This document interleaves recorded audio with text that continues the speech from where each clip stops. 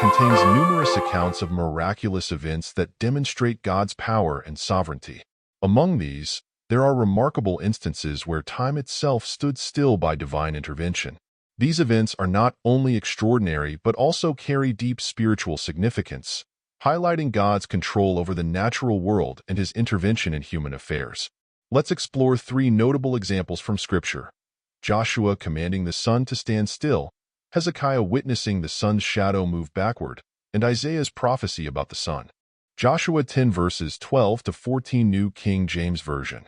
Then Joshua spoke to the Lord in the day when the Lord delivered up the Amorites before the children of Israel, and he said in the sight of Israel, Sun, stand still over Gibeon, and moon, in the valley of Ajalon. So the sun stood still, and the moon stopped, till the people had revenge upon their enemies.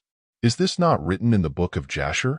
So the sun stood still in the midst of heaven, and did not hasten to go down for about a whole day. And there has been no day like that, before it or after it, that the Lord heeded the voice of a man. For the Lord fought for Israel. Circumstances and explanation. Joshua, leading the Israelites in a crucial battle against the Amorite kings, needed more daylight to secure victory. In a bold act of faith, he prayed for the sun and moon to stand still, and God granted his request. This miraculous extension of daylight allowed the Israelites to defeat their enemies completely. The event underscores God's responsiveness to prayer and his active involvement in the battles his people face. 2 Kings 20 verses 8 to 11, New King James Version. And Hezekiah said to Isaiah, What is the sign that the Lord will heal me, and that I shall go up to the house of the Lord the third day? Then Isaiah said, This is the sign to you from the Lord, that the Lord will do the thing which he has spoken. Shall the shadow go forward 10 degrees or go backward 10 degrees? And Hezekiah answered, It is an easy thing for the shadow to go down 10 degrees. No, but let the shadow go backward 10 degrees.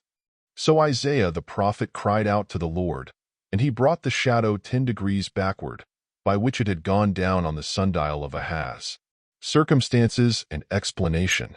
King Hezekiah was gravely ill and sought a sign from God through the prophet Isaiah to confirm his recovery. Isaiah offered Hezekiah a choice of signs. The shadow on a stairway could move forward or backward. Hezekiah chose the more difficult sign, and God made the shadow move backward 10 steps. This miraculous event assured Hezekiah of God's promise to heal him and extend his life by 15 years, demonstrating God's power over time and his compassionate response to sincere faith. Isaiah's prophecy about the sun. Isaiah 38 verses 7 to 8. New King James Version. And this is the sign to you from the Lord, that the Lord will do this thing which he has spoken. Behold, I will bring the shadow on the sundial, which has gone down with the sun on the sundial of Ahaz, 10 degrees backward.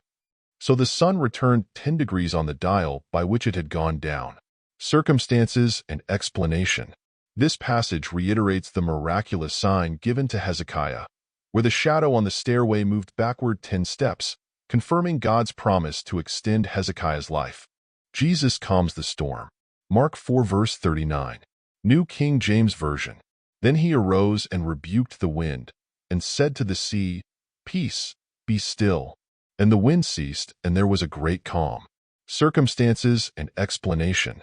While not an example of time standing still, this miracle involves Jesus demonstrating his authority over nature. During a storm, Jesus calmed the wind and the waves instantly, displaying his divine power. In conclusion, these instances where time stood still highlight the divine authority of God and Jesus over the natural world. They serve as powerful reminders of God's sovereignty, his ability to intervene in human affairs, and his commitment to fulfilling his promises. These miracles encourage believers to trust in God's omnipotence and faithfulness.